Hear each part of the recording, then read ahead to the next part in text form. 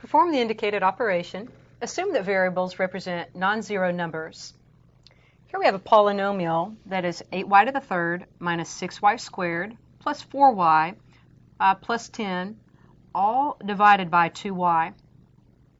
So this long division bar indicates that each term is going to be divided by 2y. So let's rewrite this, indicating that we'll have the term 8y to the third over 2y minus the term 6y squared over 2y plus 4y over 2y, and lastly plus 10 over 2y.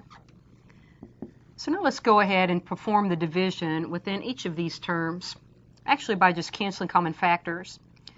2 goes into 8 4 times.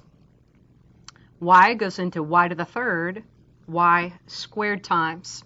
So we cancel out a y factor in both the numerator and denominator.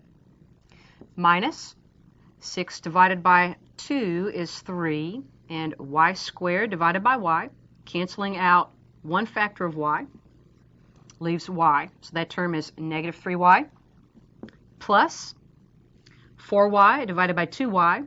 Here our factors of y cancel each other out, and 4 divided by 2 is 2. Lastly, we have a 10 in the numerator and a 2 in the denominator.